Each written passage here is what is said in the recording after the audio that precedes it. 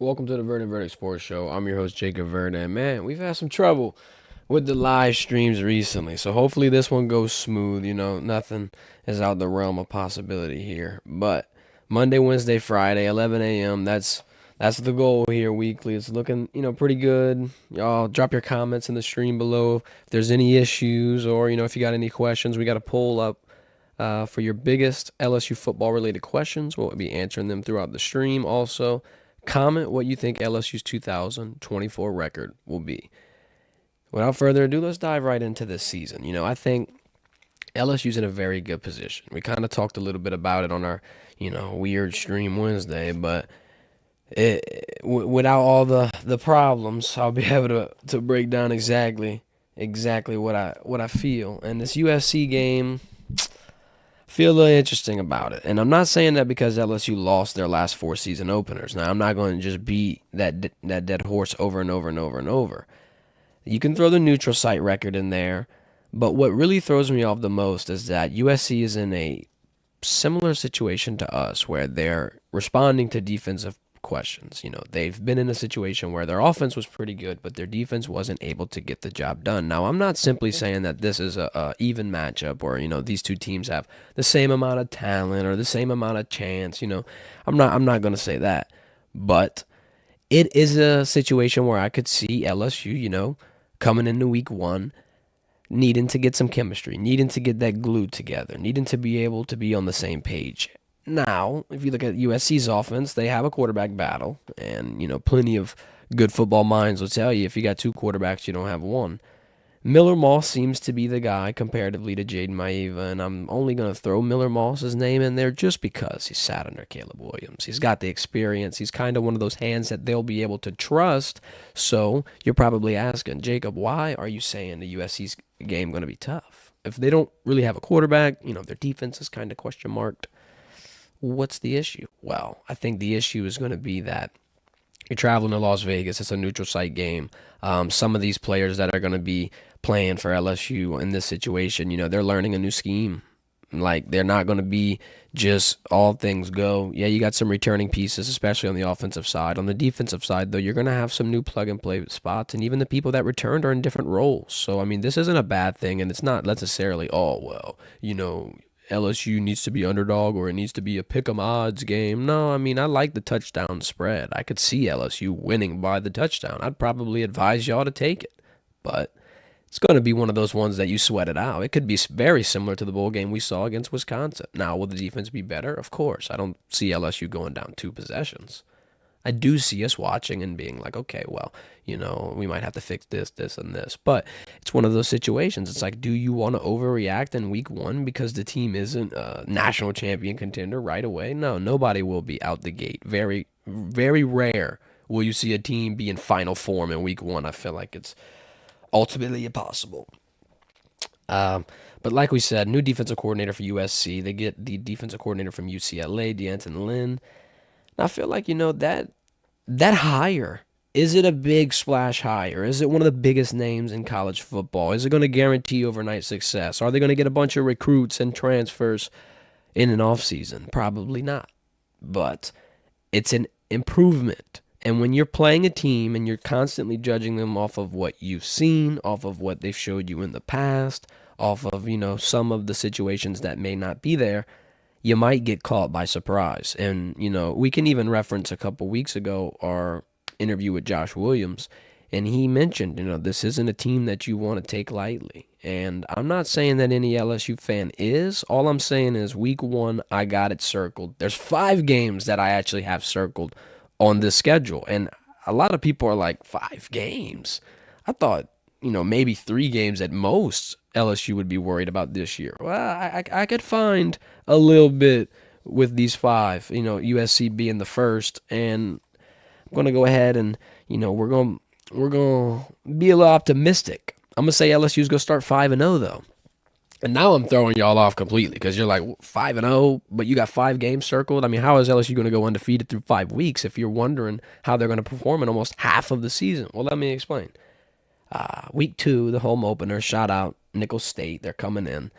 And I think that's going to be a very, very, very breathable game, regardless of what happens in USC. You really could just look glass half full both ways. If LSU has a phenomenal game, oh well, their offense is, in stride. Their defense is looking great. They're going to hit the ground running and be phenomenal. And then you could look at it the other way. Let's say, God forbid, LSU, knock on wood, I hope they don't, but let's say LSU loses. They're going to have a chip on their shoulder and they're going to come in and they're going to bulldoze them.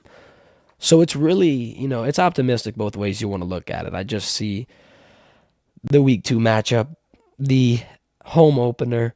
We get to see the new renovations in Tiger Stadium in there, complete, fulfilled process, all the lights, all the light shows. Hopefully, it all culminates into a 2-0 start. Then we move on to South Carolina, week 3. It's one of the first big road games. It's your first SEC game, but it's really not one of those ones where you're biting your nails. So I'm going to go ahead and chalk that one up to a W. Then you go to week 4. You're at home. You're playing UCLA. Now the home fans in Baton Rouge actually get a little bit of an interesting matchup. Now, you could even say, oh, well, it's a revenge game at what happened in 2021. There's not a lot of people left from that team. I don't know if I would go as far as to say that. Would they have it in the back of their minds? Oh, yeah, I'm sure. I mean, you want to try to motivate your team in any possible way, but I think, that game's going to be pretty easy. Don't need much motivation to get past UCLA.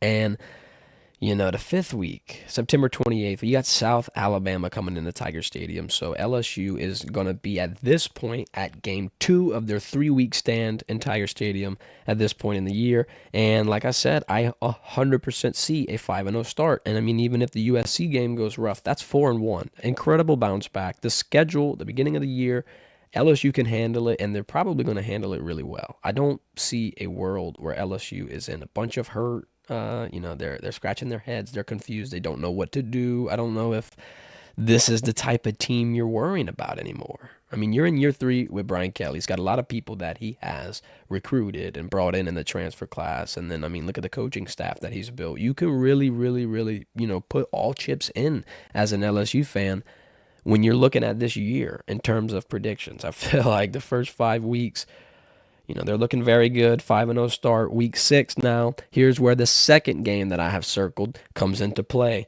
This is probably one of the games everyone's had circled, regardless of the type of mindset that you have going into this year. October 12th, Ole Miss, game number 3 of that 3-game home stand. Now, let me give you a couple pointers on this Ole Miss game as to why I believe this will be, one of the toughest, if not the toughest game for LSU football all season. You got the transfer portal buzz. Let me start off with that. Let's get the elephant out the room. Everybody loves to, get the biggest recruits, get the biggest transfers, get the biggest names, feel like you locked and loaded in the offseason. Super teams and just adding all kind of names together is really the name of the game in college football in today's day and age. You saw A&M try. It didn't really work out. I mean, I don't want to keep bringing it up for any potential Aggies fan in here, but it's like Jimbo Fisher had everybody in the SEC wondering what's about to happen. You thought that A&M and the Aggies are ready to lock and load and go on a run and do something. I mean, but you got to be able to understand that in this NIL era and in this era of college football, it's sometimes not going to pan out like you think. I mean, hell, and super teams in general, it might not pan out the way you think. We've seen that a lot here in sports. You can add the second little layer of this matchup that'll be interesting is that Logan Diggs is going to have a little mini homecoming. He's he played with Brian Kelly for a while. He played at Notre Dame, transferred in for 1 year. So it's not like that LSU tie is going to be very, very emotional. It's not like, he's going to be happy to be back, but it's more so he's playing against his old coach. I think that's going to be the big storyline that, people are going to harp on here. And it's going to be really interesting to see how he gels at Ole Miss. Because Quinshon Judkins was a phenomenal running back, seemed to be some chemistry issues in the locker room, and then he transfers to Ohio State, and then, you get all kind of reactions on Twitter and on social media from the Ole Miss side of things. And it just really makes me wonder. It's like, I get, the whole chemistry situation we just talked about. You can't have everybody on the same page all the time, regardless of if the team looks like it's the best. It's just sometimes, it's a difficult thing to work out. That's the hard part of coaching. And Lane Kiffin's, trying his best over there in Oxford. But, I'm wondering why the Quinshon Judkins departure was celebrated. You'd think that this could potentially be the best running back in college football next season. And if Ole Miss had him, and I mean, even if they paired him with Logan Diggs, that's a team I'm really worried about getting to the top. Like right now, I can see Ole Miss making a run. And then, in a few minutes, we'll break down the odds to enter the college football playoff and the odds to win the SEC. But I think Ole Miss, this has the potential of a top 10 matchup. They both can be top 10 ranked teams. They both could be in a situation where, they're sniffing the college football playoff as early as week 6. But Ole Miss was really, really close to being the top dogs in the SEC, in my opinion. Losing Judkins might have, despite what happened in the transfer portal, kind of pushed them back a couple notches. So, the SEC home opener for LSU, taking on the Rebels, looking to avenge that loss from last year. Had a phenomenal offensive game. Ole Miss retaliates with, 50-plus points or whatever the figure was. It was mind-boggling. It was one of those situations where, LSU chalks up a win right there. There's no telling what happens.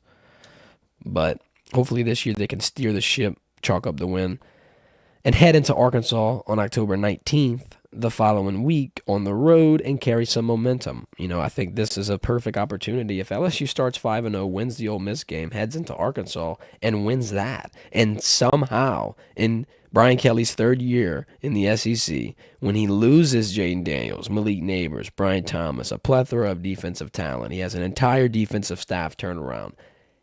The 7-0 start, in my opinion, would have LSU at the top of the college football playoff rankings. I mean, we would be sniffing a 4-man playoff, but a 12-man playoff. You are going to see a 2-loss team in there. A 7-0 team in the SEC that just beat Ole Miss. I feel like that could be a potential top 4 seed already at the halfway mark. Now, of course, this is an optimistic approach, even if they lose 1 to USC. And I mean, quite frankly, if they lose 2, Ole Miss and USC, you'll see them slide out of the top 12 as early as the halfway point. So this is a two-way street. It's going to have to be a really high-performance season, and they're not going to be able to really miss a beat and trudge through the mud and play slow. They're going to have to perform really quick, and I think they have the tools to do that. You see them in practice. The offense looks gelled. It doesn't look like they lost much. Yeah, they lost a number 2 draft pick, a number 6 draft pick, and a late first-round wide receiver. But, the turnover and the depth and the talent and just all of the coaching minds that you're going to put together this year, it'll be interesting. Garrett Nussmeier have a lot of hope, and I think he has a lot of potential. Then the running back room is insanely deep. You got a big vet in Josh Williams. You got an extremely talented player in Caleb Jackson. No telling how Caden Durham and Trey Holly are going to be able to translate, because they are going to be huge pieces as well. Tight end room is jumping. Wide receiver room is jumping between Kyron Lacey, Chris Hilton. You got C.J. Daniels, Zay Thomas, Aaron Anderson. Keep throwing names out there. You got them all. This could be one of the best wide receiver rooms. The running backs could have a high performance rate, not only in the run game, but you got them in the pass game as well. I think the incorporation of all of the elements, of all of the experience, of all of the mindsets, it's going to be able to gel into something that is going to continue to improve. If you got 2 double-digit win seasons back-to-back, I think in year 3, you could potentially not only have a 10-win season as your floor, but you could expect 11 wins. You could 100% expect 11 wins, because the next game, if you look after Arkansas in this hypothetical 7-0 start, even if they lose one of these games between Ole Miss and USC, you go to A&M. They're in the Mike Elko era. They don't have Jimbo Fisher anymore. It's not the same team. And, I mean, you can't convince me that it is. I'm sorry. Could they be a little better? Yeah, this year it'll be interesting. I mean, yeah, their X factor that I'll give credit where credit's due to. I'll give him his flowers. Connor Wigman, he's a little bit mobile. I'm not going to say he's got wheels, but can he get out of the pocket and create something? Yes. And that's confusing, because now you can't just put your DBs in a situation where you're locking up the field. You can't just put your backers or your line in a situation where you're putting pressure on them and then not having enough coverage in the back. It's going to have to be the perfect balance of putting pressure, of covering your guys, of getting him in a situation where he's not able to escape. That type of defense, that type of player, it's going to be a grueling game. But, also look at this. 68% completion on 119 attempts. A lot of people are wondering who Connor even is because of the injury that he suffered in September. He only played 4 games. But A&M is in a spot right now where it could go here or here. It could go 8 to 10 wins. I mean, I don't know about 10. It could go, I'd say, 8 to 9 wins, or they could literally fall off the map. They could go into a situation where everybody in College Station is confused. Will it happen? Who knows? I think that the only thing LSU needs to worry about in this instance is that they're going on the road. They're going in a tough environment. There's the 12th man. You kind of got to take that into consideration. You can't harp on Tiger Stadium being the best environment in the nation and not give College Station and their 12th man a little bit of respect. Now, the Mike Elko situation, it's all going to be about how he translates. Defensive-minded coach, he might be able to put a hurting on our offense, and then, if their offense goes out and scores 4 touchdowns and we can't answer back, that's a situation where they might be able to scratch us. But I'm looking at this schedule. I'm looking at the USC opener. I could see us getting that. I'm looking at the Ole Miss game that I have circled next. I could honestly see us getting that. And the third game I have circled, the A&M matchup on October 26th on the road in Texas, I have us getting that as well. I mean, look, I'm sitting here probably saying that, bet national championship right away. That's probably what y'all are getting from this. But, I mean, I would pump the brakes. I'm not going to sit here and say, oh, well, they're going to go undefeated the whole year. Like I said, I could see the Ole Miss one going both ways. I could see the USC one going both ways. But this A&M one, that third matchup, I don't know. I think you'd have to open LSU as minus 350. I think you'd have to put the line at like 8 to 9 points. I think you'd really have to consider LSU putting a hurting on the Aggies here. Is this even a rivalry game at this point? It's like, yeah, you have your moments where LSU plays interesting against them, but like last year, I feel like it was a pretty, closed and shut case. Y'all comment below what you think. Is A&M a rival? If not, who is? Because you got the Alabama situation here too. It's like that rivalry's changing. Let's break down that matchup. That's game number 4 of 5 that I have circled on this year. November 9th, the Crimson Tide. No Nick Saban. That's the biggest thing. It's like, how is Kalen DeBoer going to be able to transition? It's not, going to be the exact same. It's not going to be like, he's going to be able to take Jalen Milroe, turn him right into Michael Penix. They're going to go undefeated, and it's going to be perfect the entire year. No. Will Jalen Milroe be a huge part? Yeah, that's going to be Alabama's X factor for sure. I'll go out on a limb and say Jalen Milroe is one of the best quarterbacks returning in college football. Yeah, you got Quinn Ewers. A lot of people are going to throw Shadir Sanders in that mix. If you're throwing Shadir in there, you got to throw Jalen, because Shadir's doing it in a situation where it's like, yeah, he's playing some talent. He did play some teams last year, and he will play some teams this year. But Alabama's in the SEC. I mean, Jalen Milroe has the Jaden Daniels ability. If we're going to sit here and watch Jaden Daniels preach about how in 1 year you can change your life, and I 100% agree, 365 days of work is exponentially crazy. I mean, we've seen it with Jaden. It's a testament to his work and everything, what he's been able to do. Go from a 5th-round grade to a potentially, first-round pick people were talking about at first. Inevitably, he goes second, but it's just like that whole transcendence. It was really inspiring, and I see like Jalen Milroe kind of, he could probably take some inspiration from that. He can look, and he has the tools. He's got the coaching staff. He's got the facilities. It's like Alabama, LSU, they're in a similar spot, and Alabama might be in a better one. Did they have people enter the transfer portal? Yeah. But at the end of the day, Alabama's a breeding ground for NFL talent, and it's just been like that for a long time. I'm pretty interested to see what Kalen does in this situation, because a lot of people are saying 8 wins for Alabama, 9 wins. I could see him get 10 again. I could see them go in a situation where Kalen's a phenomenal coach. Last year wasn't a fluke. Washington was, developed properly by him. And then Alabama and LSU continue their rivalry. I could see this being a very, very, very close game, but I do want to mention 2 things. 2 things are going to sway this game for me. 1, we got to keep in mind that LSU's 3 toughest SEC games are all coming within a month. I have 5 games circled. And from October 12th to November 9th, you're going to see Ole Miss, A&M, and Bama. 3 of the 5 games. 60% of the toughest games that you'll see. All of them are in the SEC. Matter of fact, all of them are in the SEC West. Straight divisional rivals, straight tough matchups, bang, bang, bang, one after the other, after the other, after the other. This is where you start to get worried about, what one are they going to drop? Because would I like to see LSU go undefeated? Oh, of course, sign me up. Sign me up, coach. I want to see a national championship run just as much as the next guy. But this is where you have to start being like, okay, well, it just, all signs are pointing to LSU getting in a little bit of trouble. The SEC gauntlet is just, it's hard to run that. It's hard to run that table. There's a reason why the 15-0 2019 LSU football team is considered the best national champions and just the best college football team in general. They went undefeated in a division, in a schedule where they just completely tore people up. And I just want to, can that happen again? It's hard to just think LSU's going to run through all these tough games. It's hard for me to think LSU's going to win 2 out of the 3 games between USC, Ole Miss, and Bama. Like, I would love to see it. If they do, then I would be yelling LSU's top 5 the whole way through and through. They'd have to be. But Even if they lose 2 of these games, they're still going to be in the top 12. That's the beauty of a 12-man playoff. It's like everyone's worrying, even if they lose Ole Miss and Alabama within a month, two big losses to 2 big ranked teams.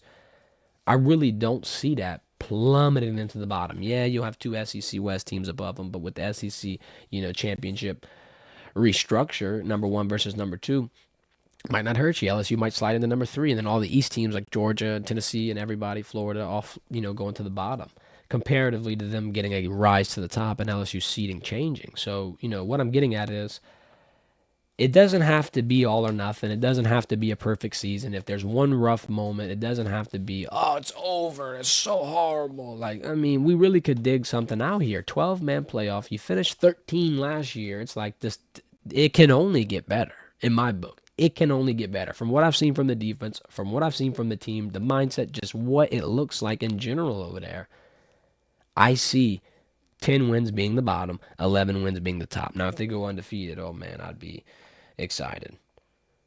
I don't know what I would do. I don't even want to think about it. But moving on to the next week, November 16th versus Florida. Road game. We're playing Florida. Everyone's already like, man, you're circling the Florida game? And they're laughing. Well, let me hit you with this stat. I know what you're thinking. Yeah, LSU won the last 5. It's fine. It's fine. You can get caught up in that all you want. But when you look at the grand scheme of things, the big picture, we're a big picture kind of show. We're going to put you in a big perspective change here. Florida leads the series 33-31. Florida leads the series. So the fact that LSU is on a little bit of a hot streak, it's fine. That's a good sign, especially because Billy Napier is still on the hot seat a little bit, so he's kind of in a little pressure situation. But here's what I will say about it. Out of LSU's last 6 losses in this series, 4 of them come in Florida. Let me say that one more time. Out of LSU's last 6 losses, we're talking about wins. Oh, LSU's won this, that, the other. All right, well, let's look at when things have gone wrong and where did it go wrong. It seems more often than not in Gainesville, it's a close game. We can dial it back a few years ago to Anthony Richardson versus Jaden Daniels. They're going all over the field. They're going crazy. Phenomenal game. But it's going to be interesting because Graham Mertz is not a horrible quarterback. He's not in a situation where, I'm going to write him off and think the defense is going to clamp him up and he's going to be doing nothing. And, let's talk about the Billy Napier hot seat. If you have a coach under pressure and he's playing the hometown team, this man's from Louisiana, he's playing LSU, this is about as big as it gets. You get Brian Kelly and the Tigers coming into Gainesville in your stadium, in the swamp. You have all the advantage. All the advantage. I can't wait to see that line because, look, this is going to be very contingent on how LSU finishes this season because at this point right now, we got a 5-0 start through USC. I'll say we'll take one of the Ole Miss or Bama games. I'll give them 1 loss and then I'll give them 1 win. We'll start it pretty modest here. I'm not trying to get ahead of myself. That would put them at 9-1 entering the Florida game. That spread could be ridiculous. It could be 2 possessions. I'm going to go ahead and skip those ads for y'all. I don't want nobody locked out the stream real quick. Let's go ahead and end off the season real quick, and we'll talk about some odds. I'll take any questions if y'all have any. But all in all, November 23rd, Vanderbilt, that's going to be a sleeper. It'll be pretty cool. You'll get to see some guys that you don't normally see perform, probably have some big moments. This is a big juice game too. You do have to keep in mind, if LSU is ranked very high, if you are only 1-loss team, if you have the entire nation's eyes on you, a huge target on your back, everyone's waiting on you to lose, you're everyone's Super Bowl. So a Vanderbilt a Vanderbilt home game, it might not go in their favor, but it could have, some amplified purpose for Commodores. But November 30th, final game of the year, Oklahoma. Very interesting, very, very, very interesting matchup. You've got potential for it to be a big game. I'm not going to sit here and say I think, it'll be close. I think LSU wins this one as well. I think we're seriously looking at a year where LSU could win 11 games. I think right now, if you had to ask me with what I've seen from the defense, with what I've seen from the offense, with how I feel looking at the schedule, looking at the way that the gauntlet lays itself out, a 2-loss season is not going to be a shoot yourself in the foot. You're running down to the bottom of the rankings. It'll still put you in the college football playoff. So don't get worried if they drop 2 of these 5 tough games. Because out of the 5, USC, Ole Miss, A&M, Bama, Florida, I could see for sure at least 3 wins. You're getting Florida, you're getting A&M. Now, what ones do you drop between USC, Ole Miss, and Alabama? It's without a doubt their 3 toughest games. Hopefully they can start off hot. If they start off hot and get the USC one, I think, the Ole Miss one might potentially be hand in hand. And then your toughest game will now be Alabama, and that might be the one you drop. And then, if you get 11 wins, though, everyone at Baton Rouge is going to be throwing a party. December 7th will be the potential day of the SEC title. December 20th and 21st. College football playoff first round, December 31st. January 1st will be the quarterfinals. January 9th to January 10th is the semifinals, and the national championship would be on January 20th. Ladies and gentlemen, we get an extra month of college football. Normally, the national championship's right at the beginning of June. Excuse me, January. I'm jumping the gun. We're talking about NBA Finals or national championship. Good Lord. But yeah, normally national championship for college football is in January. Normally right around New Year's Eve, you start sniffling, saying goodbye to college football. Normally it's gone, out the door, about to leave. Now, you get a few more weeks. A few more weeks that we got to be grateful for. 12-man playoff, I'm excited. LSU's going to punch it in. Like I said, I think they're going to start 5-0. I think we can get 10 wins at the very least. The only losses I could really see, Bama, Ole Miss, A&M, their toughest matchups, all going to be in the SEC West, really. If you throw USC in there in the home, the season opener, you could kind of add a non-conference in there. But, yeah, their 4 toughest games in a 5-game span. It could get grimy. I hope LSU can pull it out. I hope everyone stays healthy. I really feel like, with the way things have been, we'll keep it updated. We'll keep you updated. We got summer ball on the way here in about a month. We got some interesting things coming. So, we'll continuously update these predictions. I'll call them the far too early predictions. We're sitting at May 24th, 2024, thinking LSU is winning 11 games. So some things can change. Don't hold me to this. But let me break down these odds for you real quick. This is kind of a little bit of the method to the madness is what I'm thinking. These are the college football playoff odds. Out of all the teams that I said as our toughest matchups, out of all 5 of them, let's rank the 6 altogether. Bama's number 1 at plus 1,400 to make the college football playoff. Ole Miss, number 2, plus 1,500. LSU, number 3, plus 1,600. A&M, number 4, plus 4,000. USC, number 5, plus 5,500. Florida, number 6, plus 20,000. 20,000 for Florida. So that one, yeah, mark that off, coach. But Bama and Ole Miss, better odds than LSU. I would definitely say those are your 2 tougher games. You got A&M kind of sniffing them at the bottom. I'm not too sure if you're really going to worry about them. It's interesting, though, if you look at Vegas and you look at what we're saying, it's kind of going hand in hand. I don't want to say that, it'll be a scary, scary matchup guaranteed, but it'll probably be one that everybody's going to be anticipating all year. Last but not least, let me go out and end this stream on a positive. Let's rank the quarterbacks of the toughest games that we're going to play just to have a little bit of optimism, and this is also kind of explanation as to why I think these games could go in our favor. Let me start from the bottom to the top. Number 6, USC, Miller Moss. I'll throw you in there.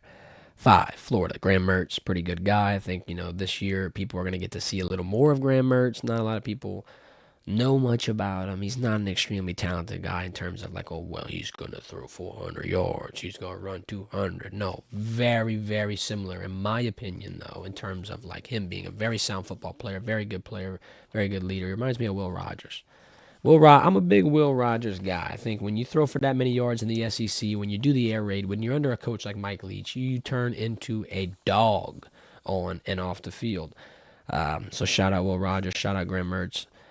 Number 4, Connor Wigman, A&M. We kind of talked about him a little bit. Number 3, Jackson Dart, Ole Miss. Yeah, I'll give him his credit. Number 2, Garrett Nussmeier. Nuss Buzz, LSU.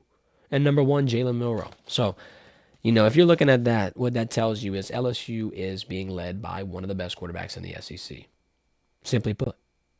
Not only is he a great football mind, not only is Garrett Nussmeier a great leader, not only is Garrett talented, he's got great arm strength, and, he's been in college football for 3 years. Keep that in mind as well. He's sat under Jaden Daniels. He's learned a lot.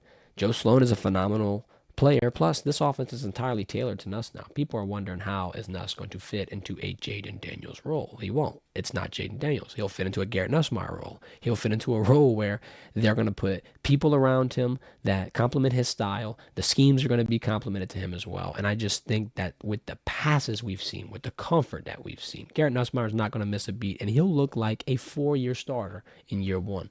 So I think with that confidence, with the entire team bought in around him, with us having some of the best offensive linemen in Will Campbell and Emory Jones, with us having a plethora of offensive talent, whether it be a Kyron Lacey, a Chris Hilton, an Aaron Anderson, a Josh Williams, a Caleb Jackson. Go to the defensive side. Harold Perkins is going to learn a lot through Blake Baker. Then look at the DBs. You still got a lot of talented players. You got Major Burns. Well, hold up. First, I'm going to shout out Greg Penn as well at the linebacker position. I think that's going to be a big guy. Let's throw out Major Burns in there. Zy Alexander's going to return from injury. Sage Ryan's going to have a great year, I think, as well. It's like, man, you got all these returning players in an NFL year, primed, developed, and in a scheme now that finally understands their strengths, their weaknesses, where to put them, where not to put them, and how to blend this team on one common goal. Last year, you didn't, have that executed properly. This year, I think you have a better chance. With that being said, 10 wins for LSU.